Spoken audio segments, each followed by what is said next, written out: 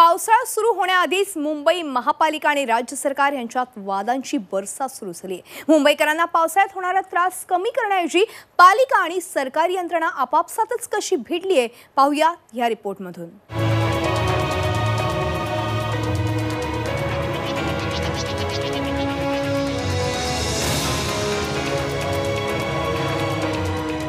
दरवर्षी पावसाळ्यात मुंबापुरीची तुंबापुरी होऊन जाते।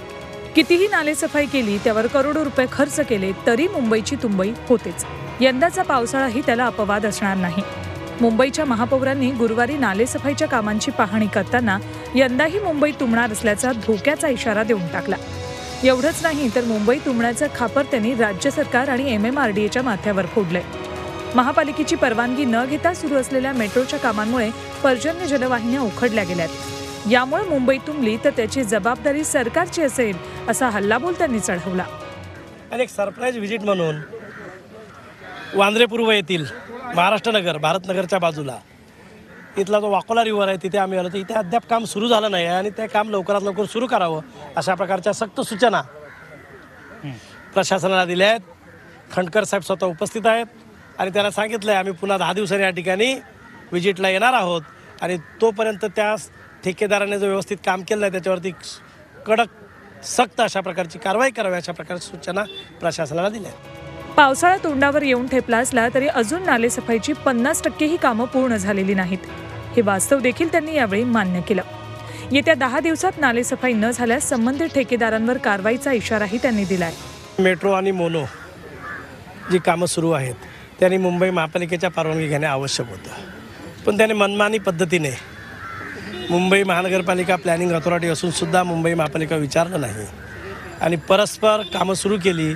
मुंबई महापालिकेच्या अनेक आमच्या पर्जन्य जलवाहिन्या अनेक मलनिस्सारण वाहिन्या तोडून फोडून टाकल्यात आणि त्यामुळे पावसाळ्यामध्ये जर मुंबई तुंबली तर त्याला पूर्णपणाने राज्य सरकार जबाबदार असेल।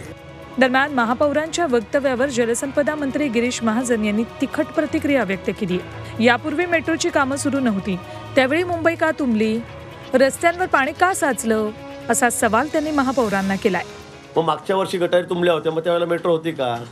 त्याच्या 2 वर्षापूर्वी गटारी तुंबल्या, तेवढा मोठा हाकार मुंबईत झाला, त्यावेळेला मेट्रो होती का?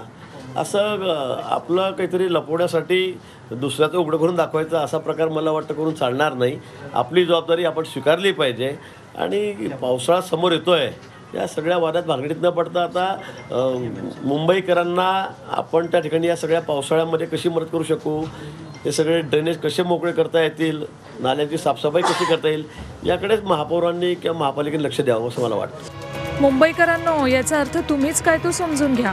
यंदाच्या पावसाळ्यात पुन्हा मुंबई तुंबणार हे वास्तव आत्ताच लक्षात घ्या। पालिका आणि सरकार एकमेकांवर दोषारोप करून जबाबदारी ढकलत राहतील। तुम्ही आम्ही मात्र रस्त्यावर तुंबलेल्या गुडघाभर पाण्यातून आणि रेल्वे रुळावर साचलेल्या पाण्यात ठप्प पडलेल्या लोकलमधून कसा मार्ग काढायचा याची चिंता करत राहू। अमित जोशी आणि कृष्णात पाटील सह bureau report, Zee Media, Mumbai. Zee 24 तास रहा एक पाऊल पुढे।